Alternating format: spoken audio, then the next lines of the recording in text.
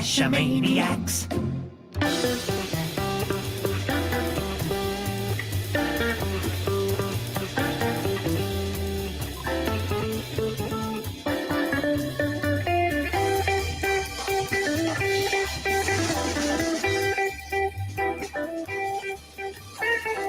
Geo Gearheads. Welcome back to the Geo Gearheads. This is episode 451. I'm Daryl W4, back as usual with Chris of the Northwest. Daryl, it feels really hot in here, like, Fahrenheit 451 or something. No? Wow. No, that was a political statement, not a temperature statement. Oh, oops. Okay. Hey, how you doing, Daryl? I'm hoping it doesn't get political in here. Oh. Though I'm sure it probably will be with tonight's topic, because we're going to be talking about the GPSRs versus smartphones. The politics of devices. I love it. Yeah. I love it. Well, and tonight, so that everyone knows, we're not trying to get so political because, frankly, we use both. We're both into GPSRs and we're both into smartphones. So this is not one of those great debate type shows tonight. It's more just a discussion of the advantages and disadvantages. Mm-hmm. But we'd love to hear from our live audience as to their thoughts on this. And that does sometimes get rather heated. It can. Daryl, it's been a while since we've talked about this. It has. When was the last time? I think last year, actually. Yeah. Well, I only know because I'm looking at it. It's episode 414. Just if I were just to pull an episode right out of the top of my head. 414. That was December 6th. It was the day before D-Day. And when we were talking about doing this show again, I D-Day? Pearl Harbor Day. Okay. But I was thinking, didn't we just do this show? It seems that way. When you brought it up, I'm like, wow, we just did it. We're old. But this has been coming up a bunch again lately. Daryl, when we did this show last, we had no idea what 2020 had in store. Oh, did we ever? Went back and time traveled and told ourselves, hey, get yourself in shape, especially that cardio. We want good cardio, good lungs. And, maybe get a hobby. Now's the time to get a puppy. Well, and last year when we did this show, we were thinking this is going to be the exciting year. We're all going to meet in Seattle. We're all going to go and check out Vancouver and their caching scene. And what happened? None of that. Nothing. We got to wear face masks and stay at home. I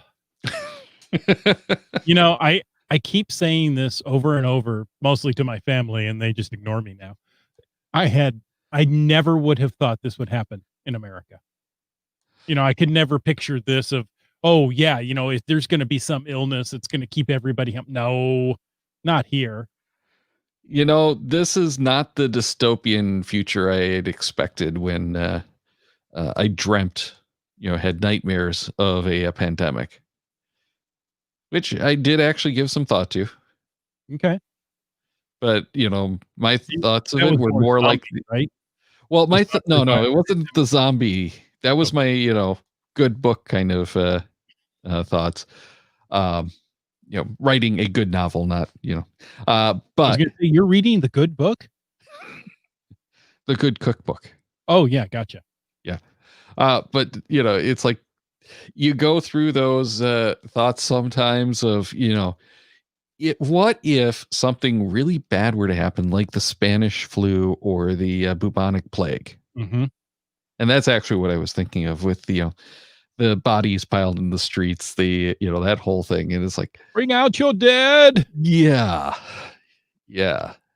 So this has kind of been reassuring because, my worst fears are nowhere near what actually happened.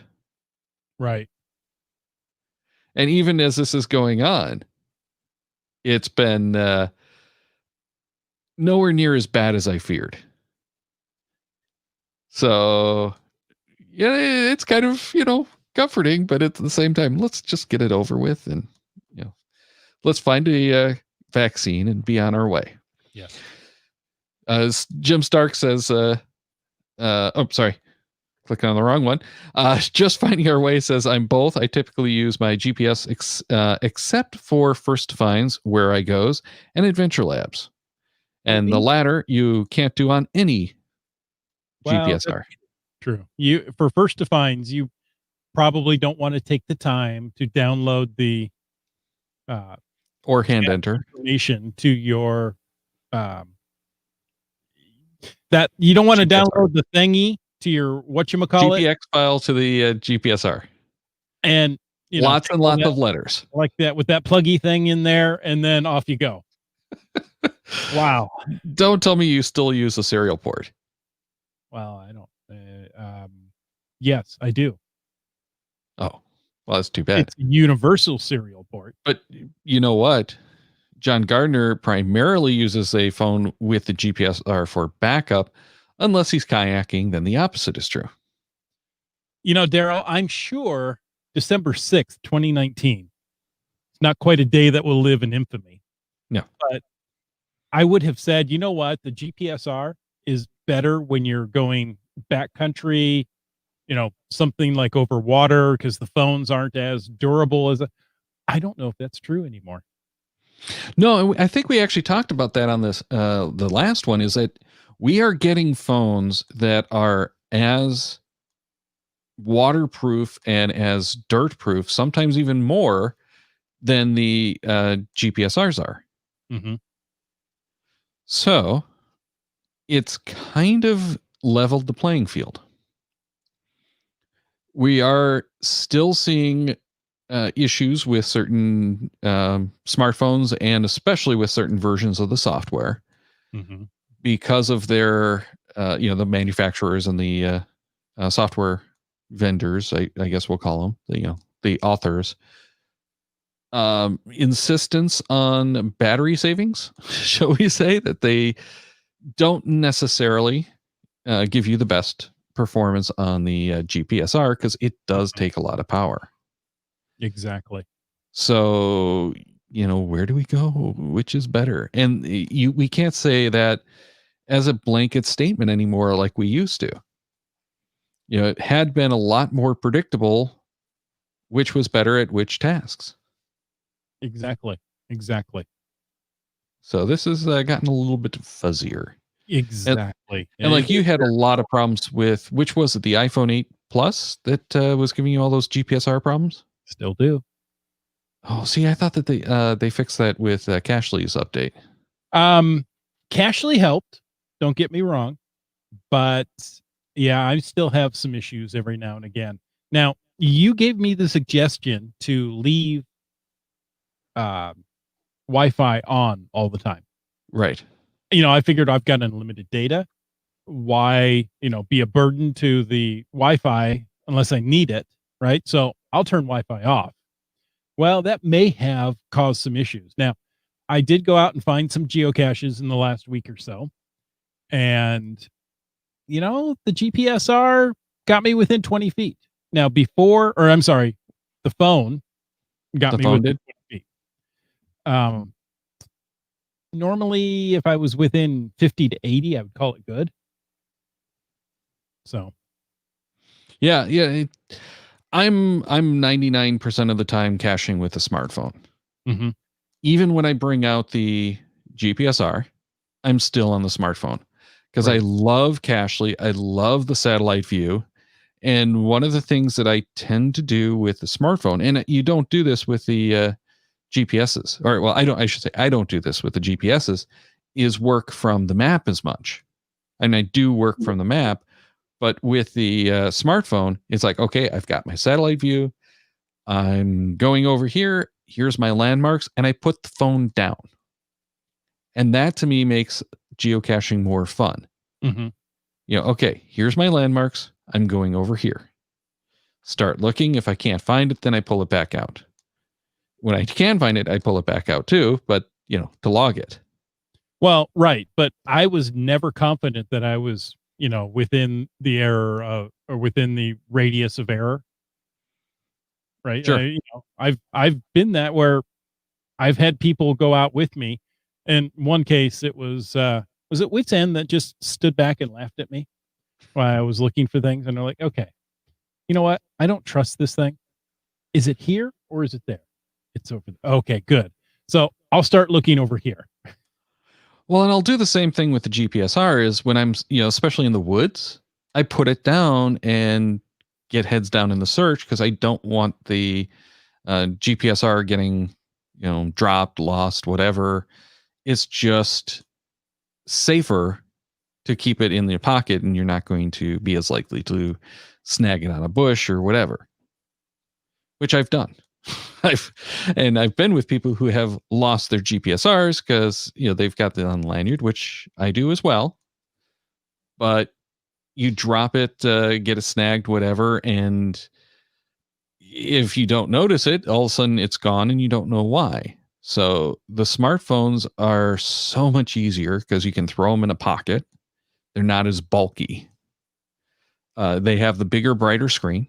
And as I was getting at before, it's so much nicer to log with those than it is a GPSR. Mm-hmm. But that doesn't mean the GPSR isn't without its benefits. Well, and before we jump into that, Seabeck Tribe says, I'm mostly phone because it's always in hand and I forget to grab the GPS. Very true. And even when I do remember to grab the GPS, it just usually sits there around my neck because I forget I even have it. Daryl. But the thing that I had done for a long time is try to log or try to find with the GPSR, log with the phone. So I would go running around, and that's kind of because that's how I used to do my paperless caching. Run around with the phone or with a GPSR, grab the PDA to log it. Right. And it made it very convenient.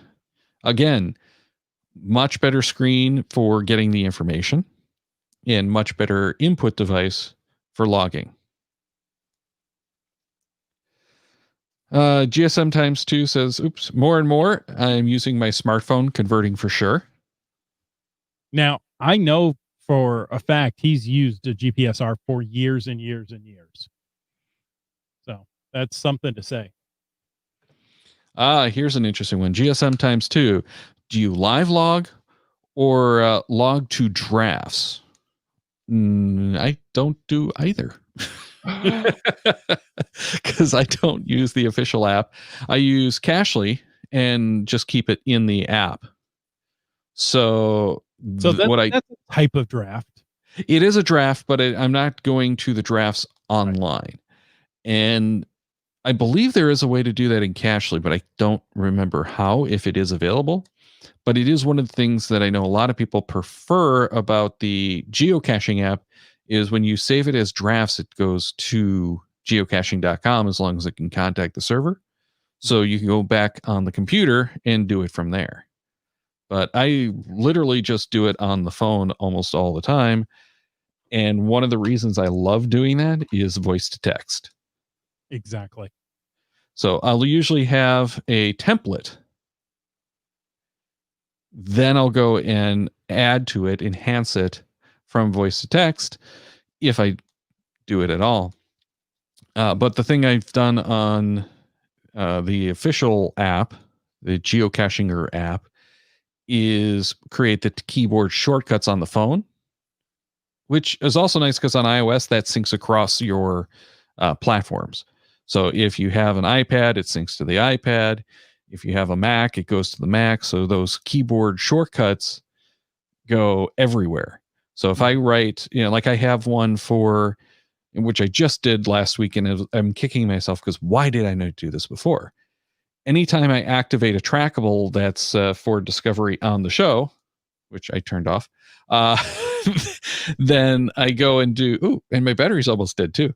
But then I go and do like a GGH disk. The battery there. See, I just need more caffeine. Oh, okay. To charge up the battery. That's what it is. Oh, that's saying your caffeine is low, not the battery. Right. It's Daryl's caffeine meter on the cup there. There we go. Anyway, so I take the GGH disk, and it fills in the whole thing with the links and everything, and it makes it very, very quick and easy. Then I can go and do the text, but that way I have the links, and I'm a nerd. I love the links. Mhm. So like my current promo, I'll have in the thing. I'll put my log text. I have the link to the YouTube channel that we throw in there when we're going caching for material for the show. So that kind of stuff is just really handy. And what I tend to do is I've got this cool Bluetooth keyboard that I take with me when I want to type longer things. And you sit down at lunch, which we can't do anymore, but you sit down at Oh, we can lunch. sit down at lunch. You'll be the only one in the restaurant. Yeah, if they don't kick you out. There are a few places that you can go, but it's tough. Mhm. It really is tough. And I was realizing that this last weekend, it's hard for us to go and do a day-long caching trip, because it used to be you'd go out, do a bunch of caching, go stop at convenience store or whatever, use the restroom, get some more beverages or whatever to give them some cash for thanking them for using the restroom, go into your lunch stop, go and take care of all of that stuff, logging, that kind of thing, and then go on to maybe another stop. But you can't do that anymore. The restrooms are not easy to find, so that makes it tough. And you can't get those lunch breaks, which you can always pack a lunch. Drive through and sit in your car. Right. But you don't get the restroom. Yeah.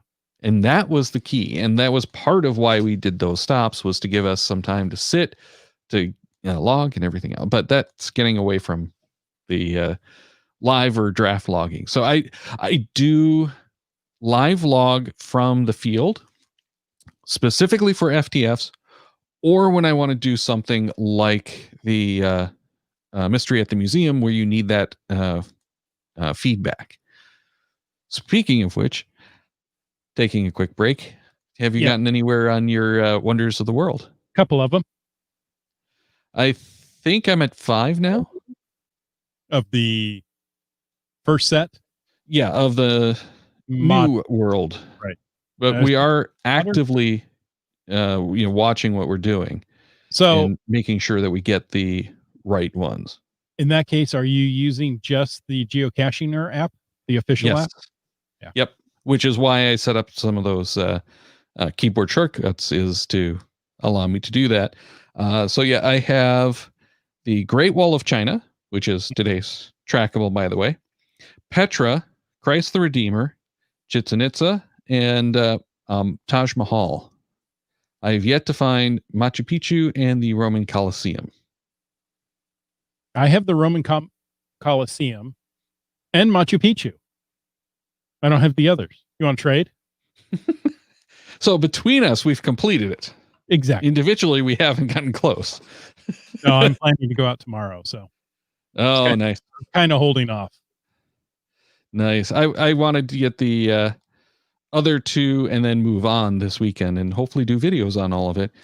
But one of the ones that we did for my 15-year cache-versary on Monday was a really cool gadget cache. Hold on. First of all, congratulations. Thank you. 15 years. That's something. It's something, but it's not 20 years. Well, no. Well, the scary thing is I've been podcasting for longer than I've been geocaching. Yes, that is scary. By like 5 months and change. Like 5.5 months. Yeah, I thought it was going to be a year or more. No, because I didn't start the Cache-Maniacs till my second year of geocache or podcasting. But I was started off with with a Michigan Cycling Podcast, and in researching some stories and some other projects, that's how I found geocaching. Okay. So I found it that summer that I was looking for material. Anyway, so yeah, I live log for that kind of stuff, but generally I prefer to keep it in the phone, do my edits, and then upload right from the phone. but I do have a bunch of templates. So like the first to find has its own template with all of the appropriate tagging in there, so I don't have to remember it. I've got shortcuts for who I'm with that I can just drop those in. And it's all of that stuff that makes doing it from the smartphone so much more valuable to me. Exactly. It's the quick nail it and get done. The problem is if I don't have that and I have to do it from home, it literally will sit for months before I touch it anymore. I have to get that done right away, or it just sits there in the drafts. And 2-3 months later, I go, oh, I have these drafts I forgot about.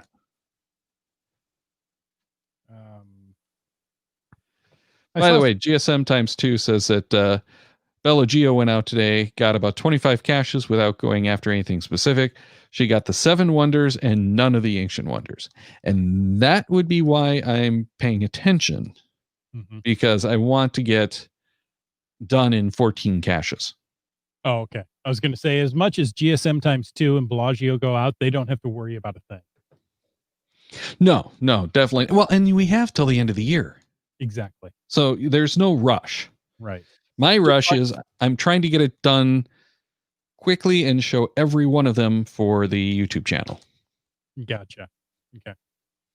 Just Finding Our Way says he logs at home with GSAC or Cache Tour, depending on how organized the day might be. Or disorganized. Or disorganized, yeah. Yeah. Well, and that's something that you can do with the GPSR to make your logging easier. John says I live log, often with voice to text. Yeah, and voice to text is awesome. It does improve it, but make sure to check it. Yes. Or let people know that it's a voice to text log so they can laugh hysterically at it. I often do that as I'm walking back from the cache, right? You discovered everything on the way in. On the way back, you don't need to really pay attention to everything around you. Now, don't fall in a hole and twist your ankle. Just saying that. Not that you've done that. No, actually I did. But that's a good time to, put in all those things. Now, I use Cachely as well. And so I have a template already in there and I just have to fill in a few pertinent details and off I go. Yeah, the templates are awesome. There's a lot of caches, quite frankly, that I don't add anything to them. Especially when you get on those power trails, you don't really tend to do that so much. No. But my logs are typically created before I go out. Have the, hey, I'm out here today for this event and I'm with these people. Thanks for another find. So it's not just your TFTC, right? But it is not the thought and effort that you'd put into a real quality log. Now, if Nick from Cachely happens to be listening, and very possibly is, I am disappointed that you can't stack templates in Cachely. You can't say, hey, you know what? I just want to add a template that says, I found this when I was out with Wits End, because we often go caching together. Well, you can do you have to manually do it, but you can do a template in a template. Because I do that all the time, is I have the links. Well, maybe I don't know what I'm doing, because when I do it, it tends to overwrite the previous template. You just have the template. I have to try it again now because you've got me nervous, but you just put the cursor in the right spot. Right. And it does it. Okay. But the, now I'm nervous that it doesn't do this anymore. So anyway, while you're doing that, let me go out and say that Seebeck Tribe has completed it on Monday. And Daryl, you know what I'm not hearing? I'm not hearing, hey, great, you've done that. Here's 35 more to go find. Yeah, that was not liked very much. GS times 2 says, I will use voice to text to draft and then edit from home. Okay, I did just confirm that does work that way in Cachely. So you can stack essentially, but the thing that I would like that you can't do is nesting, so that I could go and in a template drop in another template because I've got all of my Oh, maybe that's what I want. caching friends, but you can't do it in the template. You have to go back out and paste and copy and paste. Even better yet, I would love for Cachly to let me pick from my friends and have it drop that in as a link in my template or field note. So, Nick, something else for you to add to the list. But as much as I want that, please give me the caches found today beforehand, which I know is a much bigger, nastier project. Well, as much as we've talked about smartphones, did you know that Garmin released a new GPSR not too long ago? I did, and I was surprised because it's a Montana. Yes, it's and a I kind of Montana thought that they killed that off. 700 series. Uh-huh. So, 750, 700, 750. Is that the only two? Yeah. Yeah. Depends if you get inReach. If it's a 750i, you have inReach. If it's a 750 or 700i, you have inReach. Which is not available on the Oregon. Denotes the camera. Yeah. A wonderful 8 megapixel camera. And I have no idea if it's any good this time. I don't either. I assume that it's not. But which does bring up something else that is good about the smartphones. They put so much time and effort into the cameras on it that you have a really good image coming out of those things. Right. Now, one of the things we'll talk about more when we ever get to the caching cameras episode, the cameras themselves on smartphones aren't great. It's the computational photography is what they tend to call it. They're actually building in intelligence into the sensors now, which just boggles my mind because the sensors themselves, not the electronics behind it, but the sensors themselves are starting to do some of that processing. And they're figuring out how to make your image look right, even though the glass and the lens, the lens, which is a glass, and the sensor aren't up to snuff. So they can really pull a lot of impressive images out of what's really not a very good camera.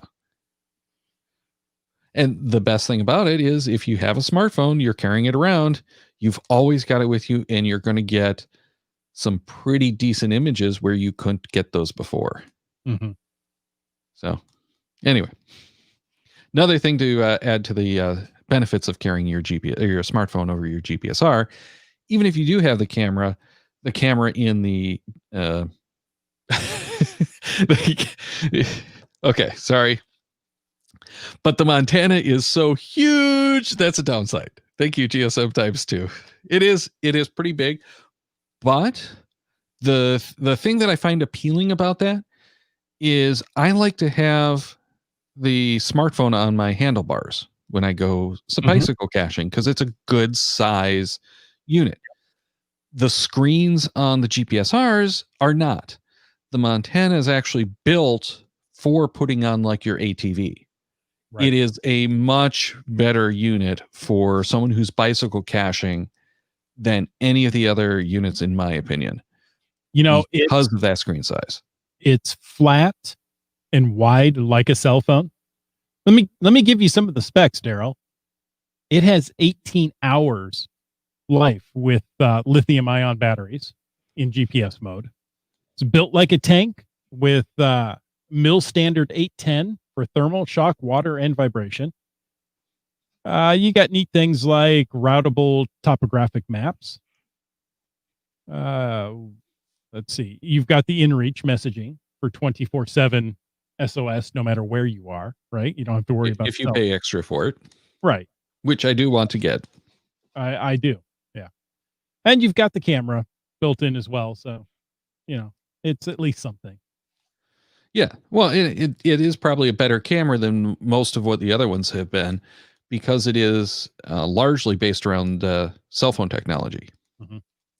GSM times 2 says the nice thing I like about smartphone cameras is that I can upload them to Dropbox or Facebook directly, which also brings up one of the advantages to GPSRs that I've been hearing people complaining about a lot lately is the GPSR is not connected, so it can't upload your location data anywhere. Facebook cannot spy on you if all you're carrying is a GPSR. Ooh. That's what everyone's been complaining about. But or complaining or praising? No, complaining is that if they don't want to do anything because they're afraid of everyone tracking their location at this point. And you have all kinds of apps that are tracking your location all the time. And there's been a bunch of holes that they found in various OSs at various points that your location data is still available, even if you don't have the location turned on. Right. Right. Well, and haven't they found several apps that are not playing well in the iOS world with And in Android, yeah. coming out? Uh-huh. As it's reporting what they're doing, they're like, wait, sorry, we didn't know we were doing this. Uh-huh. Yep. Yeah, maybe. Well, and there's all kinds of ways that they found around asking for your location, like collecting it from other repositories on the phone, which is how Android has been getting some of that data leaking out. Yeah. And we won't talk about the Garmin hack. The Garmin hack. Oh, on the Garmin servers? Yeah. Yeah, that wasn't a hack. That was actually a malware. Yeah. Or ransomware. But, at the same time, they had access to all of the uploaded Garmin information. So you walk out of your house and people are walking right now. Mm-hmm. Take your Garmin device with you, be it a clip-on or a watch or whatever. You walk and come back. Guess what? That's identifiable data to you. Oh, we know where you are. But with the GPSRs, you do not have to connect them. Right. You don't have to get that data up there. So that is an advantage. If you are worried about that location information, don't get an inReach. Don't get the, leave your cell phone at home and take the GPSR and don't upload your data. Now, I don't recommend doing any of that. I certainly don't care that much about the location information. I find it valuable, especially if I were to get into trouble. There is location information that people can use to help find me. Well, and if you had the inReach, you could do the same thing. Exactly. And the inReach is specifically built for that, where you can't get a cell signal. Now, one of the silly things that I keep hearing as a downside of the smartphone is they don't work outside of cell range, which is not true. You can't send or receive data, but the GPS still works fine. So as long as you cache the maps, which you'd have to do on your GPSR anyway, GPSRs, you load the maps in and you're done. The smartphones, you have to do a little bit more generally to get the maps in there, but get the maps in there and you can go, and the cache data. You have to download the caches to an offline list of some type, and you can go caching as long as you like, until your battery runs out without a problem. Just remember, if you are out of cell phone range, go into airplane mode or you will kill your battery. And you will kill it. You will kill it dead. Yes, very quickly. So we haven't really given a whole lot of reasons why we like the GPSRs, have we? They're huge. Not all of them are huge. Montana has a 5-inch screen. Yeah. Yes, and that's the thing with the Montana. It is a really nice GPS for a very small number of users. Yeah. I don't think most geocachers are going to want that unit. However, I kind of want one for my bike, which I don't go out on very often. But I kind of want one for my bike because it is that nice big screen, and it would be dedicated to the bike at that point, so that I could keep my cell phone in my pocket, and I'd park the bike, go out with my cell phone to find the cache. So why do I really want the Montana? Yeah. I use my Garmin Oregon as a bike computer. It's a very nice little bike computer. Yeah, to me, And the screen's so small. yeah, but I'm looking for speed, distance, elevation. Yeah. Well, and one of the reasons why I started using the phone on the bicycle is because it was sending that live data. Exactly what we were just talking about, that you want to use the GPS to avoid. That's why I was using it. Is I would log my rides. It would log my heart rate because I had the heart rate monitor. I had the um, route data and everything that gets uploaded, so I could track my rides. It would keep my speed data, and I could compare how I did one day over the next. Mhm. And people could watch me and know when I'm getting ready to finish my ride and start dinner. Oh, not when you're out of the house and they should break in. No, because I didn't share it publicly. Okay. It was protected by what was it called? I want to say it was Map My Ride, but that's not the right name for the service that I used to use. That was one of them. No, yeah, that was one, but that wasn't the one I was using. Seebeck Tribe says, I have my phone set to send an alert if I push the power button 3 times quickly. I may or may not have done that a few times. Yeah, and that's one of the things that I absolutely hate on the new versions of iOS is you squeeze the phone and it starts calling 911 for you. Mhm. You do have some time to cancel, but I don't know how many times I've been in a crowded room and you hear, as the warning as it's about to dial 911. Yeah. Now, Yeah. it's a very nice feature, but I don't think anyone's going to remember how to do that or have the Right. presence of mind to actually do it when it's time. GSM times 2 has been listening to our shows before. So he says, better battery life, built for the outdoor use, less expensive than the top of the line cell phones. He must be referring to GPSRs. Yes, and the qualifier in that is I wouldn't necessarily say it's better battery life, because if you are running off of double A's, there are standard alkaline double A's. There are a lot of these that don't get the performance, the lifespan that you get out of a full charge on the cell phone. But the advantage is you can swap them. Exactly. Just what he says. There you go. Yeah. And And if you you use can something swap like them the without. lithiums or the rechargeables, the NIMS, instead of alkalines, you'll get a heck of a lot better battery performance. So if you are using a GPSR, I would avoid the alkalines if you can. The NIMS are great. They work very, very well. Low discharge NIMS if you're not using them often, and if you're not going to top them off before you go out. But the lithiums are what I tend to use. They're not cheap, but they last forever, Mhm. both in the length that you can run the GPSR, and they tend to have really good seals, so they don't tend to leak. Mhm. But they also have like a 10-year shelf life.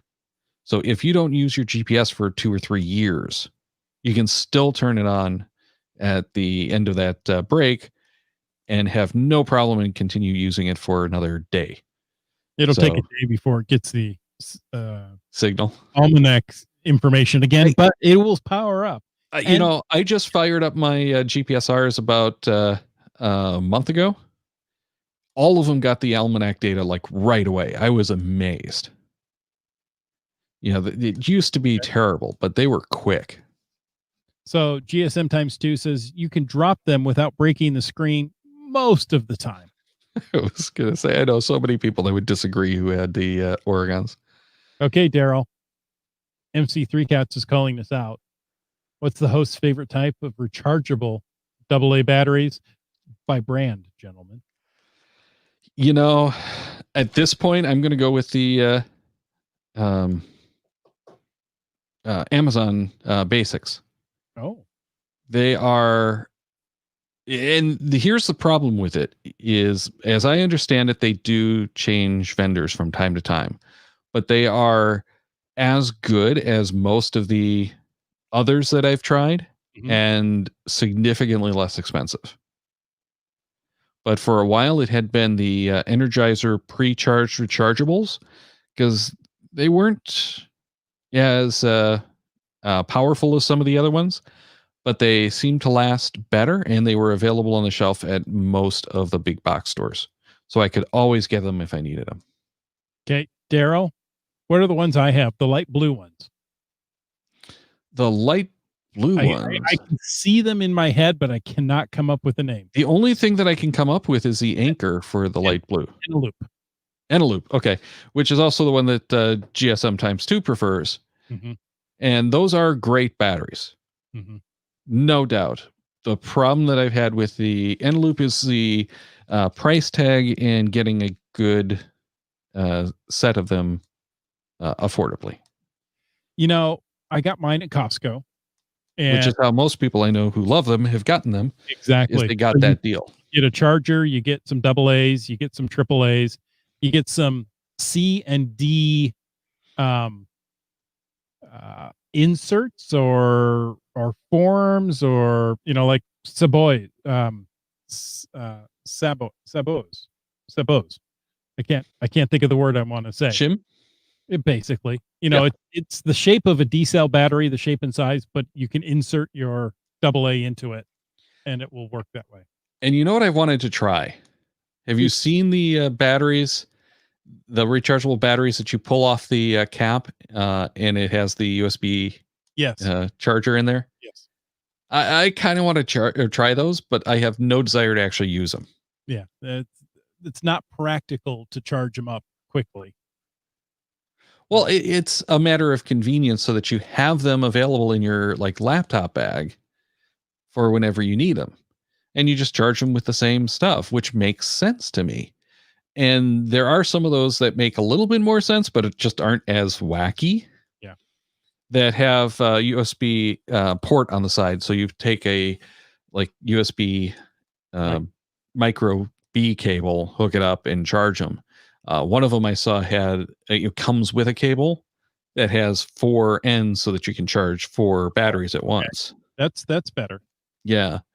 So interesting. Mm-hmm. So not going to try them really.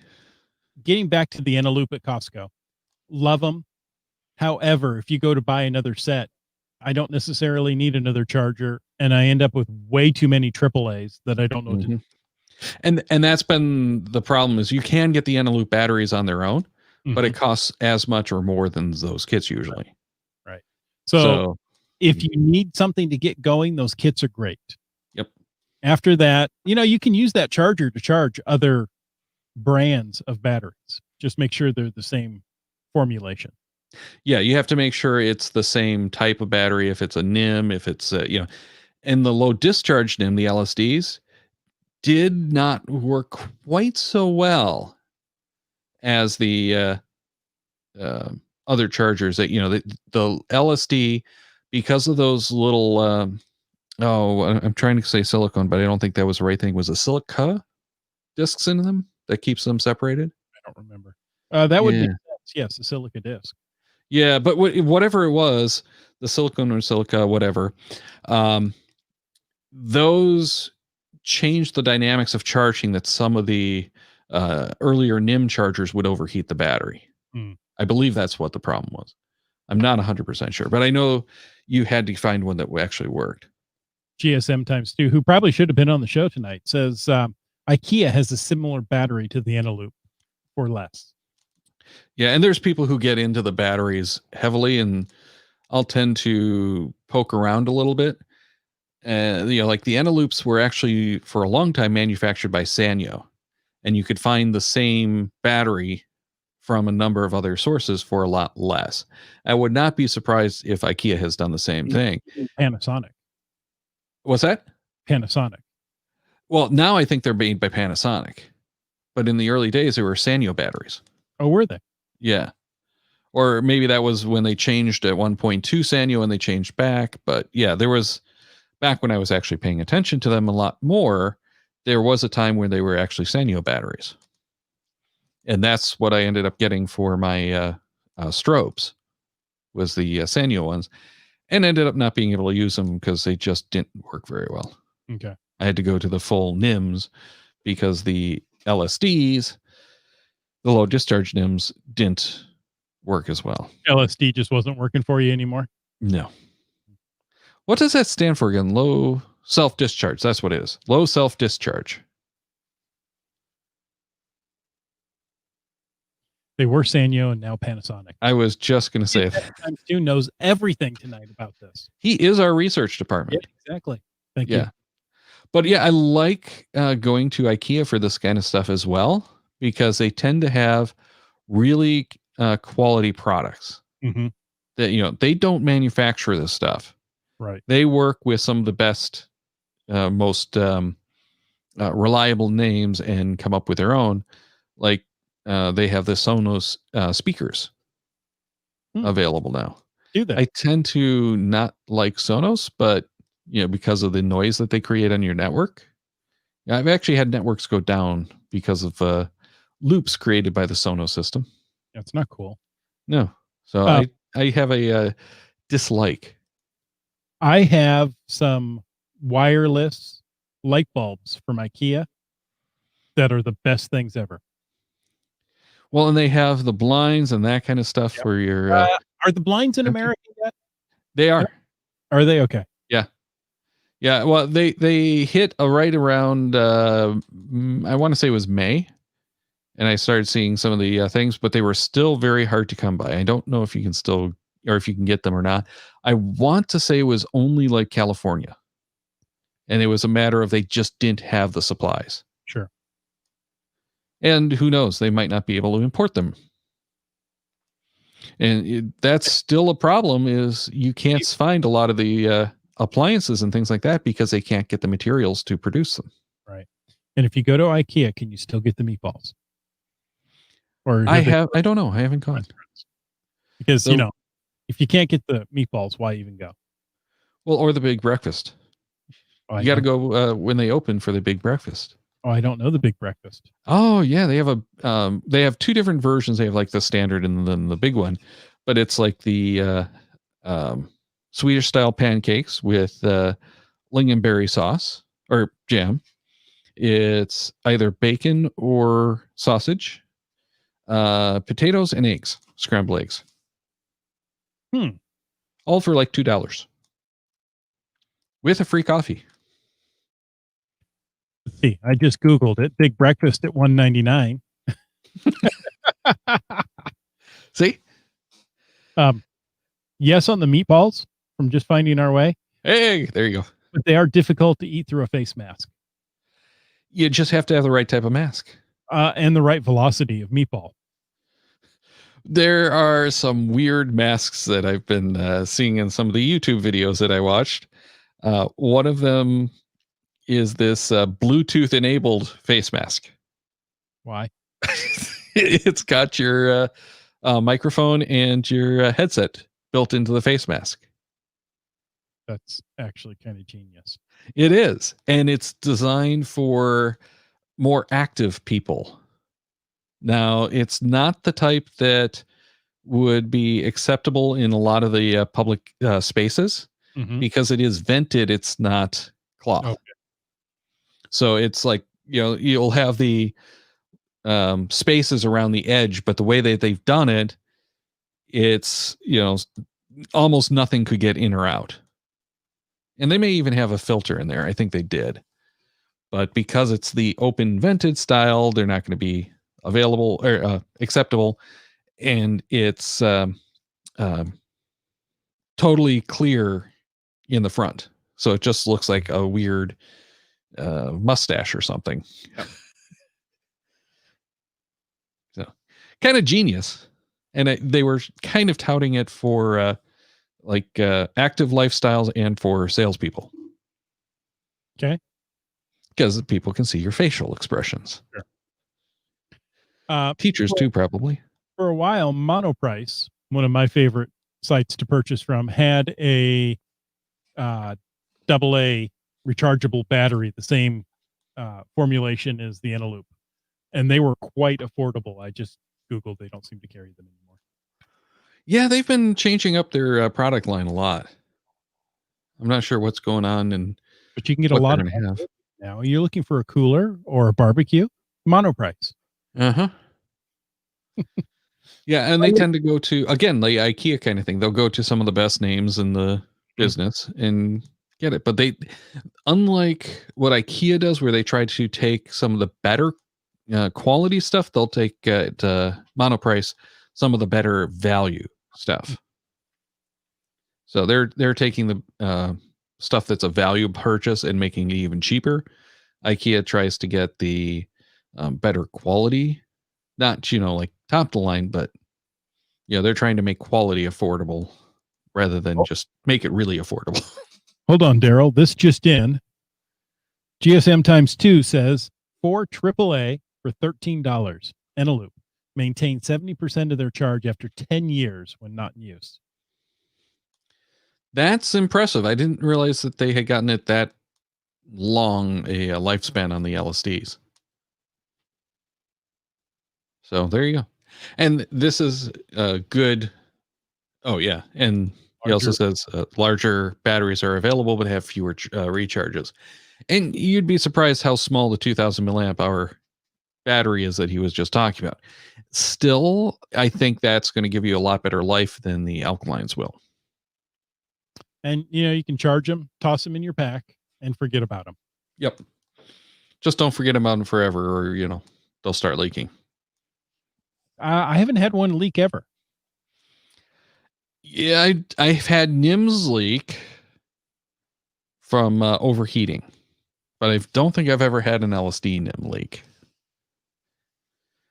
They are, part of the thing is with the LSD, they are, those discs are supposed to keep them from heating up as much.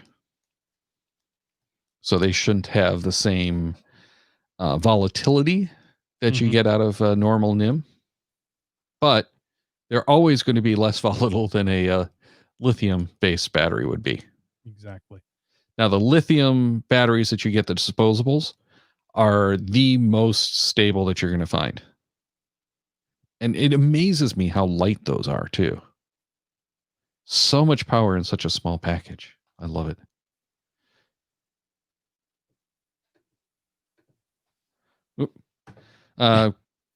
As we both click on the same thing multiple times, Chris Brew says, what about the LADD IKEAs? Are they really Eneloops? I have no idea. And again, they're probably getting them from the same manufacturer that manufactures Eneloop, which is currently Panasonic, from what GSM times 2 was able to find. So I would not be at all surprised. And Panasonic is a huge battery manufacturer at this point. You'd be amazed at how many of the batteries are actually coming from Panasonic in devices you already have. I don't know if it's like their single biggest manufacturing sector, but I wouldn't be surprised to find that that's true. Interesting. Well, they make stuff for everyone, and they were working with some of the car manufacturers. That's not a small process. GSM type. Go ahead. Thank you for the echo, Daryl. We are very, very similar, he says. No difference as I can see. They're probably the same size, got a little nub on one end, flat on the bottom. But they're different colors. Oh, okay. With different printing on them and design. Okay. Hey. Okay. Daryl, I want you to do this one. Okay. Get the store cell battery holders. They are amazing also for protecting your batteries. So that's one of the things that I did when I was carrying the batteries with me, is I always got those battery cases. And what I did, in some of the battery cases will actually have indicators and stuff like that, but the ones that I got were just cheap plastic clamshells. I put a charged, discharged, whichever end the positive was on, indicated which way they went. So when I pulled them out of the unit, I would flip them one way. If I got them out of the charger, I'd flip them the other way. So when I looked at them, I knew which ones were charged and not. So $5 for a 4-pack, I don't want to say a 4-pack, but holds 4 batteries, the Slimline one. Nice. The 8-pack is $6. And I would recommend the 4-pack over the 8s usually, because that's typically what you use in a GPS is like 2. Right. So it's 2 changes, and that way you're not carrying a lot of extra weight. And you've got 4, Yes, 8, 16, 24, and then you can do the same for AAAs as well. Oh, you can go up Wow. to 20 in the AAAs. Yeah, and there are some things that you're going to want the 8s or the 16s, but for GPS, it's almost always a 2 batteries per unit, so that's about all you want to do. You know what? I just saw what the time is. We've been going for almost an hour. Haven't we? Wow. And we still haven't given a lot of good reasons for GPSR. We've talked a lot about batteries, though. More durable, better battery life because you can get better batteries. Yeah. Well, you can change them. Well, and earlier, GSM times 2 said one of the advantages to a GPSR is if you do damage the GPSR, it's not like you're losing your life as it is with losing your smartphone. Or if you lose your smartphone, you've lost everything. Yeah. Yeah. And the thing is, if you have your smartphone with you, it is still likely to get damaged if you do something like, fall in the water. Mm-hmm. But at least if it's not out, you're not as likely to smash the screen. Starcasher says, so the GPSR versus smartphone episode has turned into a battery review show. Yeah. Episodes 1 and 2 all over again. Oh, man. Actually, I think we did do an update on those. We did do an update. I don't remember when it was. It's been a long time. Yeah. But it's at this point, the batteries are kind of not really the thing they used to be. Right. Go get a good rechargeable. You'll be fine. Yeah. And everyone has, I think at this point, the USB power packs, and, you're just good to go. GSM times 2. We got to give this one. It says, I carry 2 Eneloops for my use, 2 alkalines to give out in case somebody needs them. I got some cheap LSD Kodak batteries at one point, and I did that with them. Mm-hmm. I actually gave them out as swag. Was that the GPS food? Yep.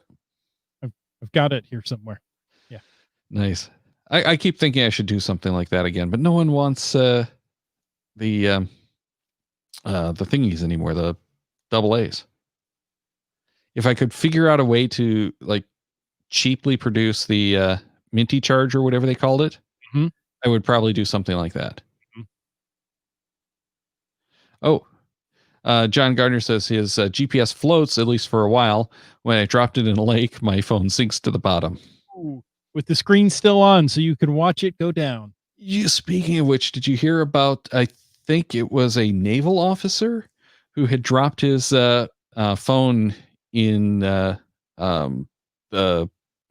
bay or whatever it was, near the dock, and they retrieved it 2 weeks later, and it was still running. What? Not like, battery's still alive. Right. But it's still charged up. And I can't remember. It probably wasn't 2 weeks, but I think it was probably they got it, someone found it like a week later, and, because they were doing some work on the dock or whatever. It's like, oh, hey, here's a phone. And they probably, who it belongs to. They probably returned it to him 2 weeks later. Wow. But yeah, it charged up and it still worked. And I'm imagining that this is one of the newer phones. Probably the power port, the USB port on it was dead, but they charged it with Qi. Oh. Wireless charging. Oh, not just personal energy? No. Okay. So yeah, that this is why they want to get rid of the ports on phones. Mm-hmm. It's one less thing that can get damaged and waterlogged and break. So if they can go totally portless, guess what? You've just built a much safer phone. Yeah, but some of the Qi chargers have the nasty habit of catching on fire. But other than that, Well, and the Qi charging is never as efficient. There was just a study. Did we mention that in the randomized show or no? I don't think so. But there was just a study that someone did, and of the units tested, the most efficient was only like 70 to 80%, I think. Hmm. And it was very, very dependent on how you align the coils to the charger. Mhm. If you just slap it down, it's not as good as if you take the time. And Yeah, line. so the testing showed that the ones purpose built for the phone are in fact worth getting, because they are the most efficient and tend to create the least waste heat. So, longer lived phone and more efficient batteries, but the Qi chargers always drew power, whereas a good USB drew almost no power when it wasn't charging. Right. So, huge difference in the And you energy can use draw. hand warmers when you're not charging. Yeah. Sorry. All right, let's get out of here because it's over an hour now. Interesting show. You know what you should do? You should check the Cashmaniacs website at cashmaniacs.com for more on the Geo Gearheads, including show notes for this and all of our episodes. We love hearing from our listeners, so leave us feedback by emailing geogearheads at cashmaniacs.com or through the many channels of social media. Your support helps keep the Cashmaniac shows coming. Please consider becoming a patron through the link on our website to support the Cashmaniac shows. Geo Gearheads is produced by Chris Umfenauer and Daryl Wattenberg. The show is copyright 2020 by Daryl Wattenberg. All rights reserved.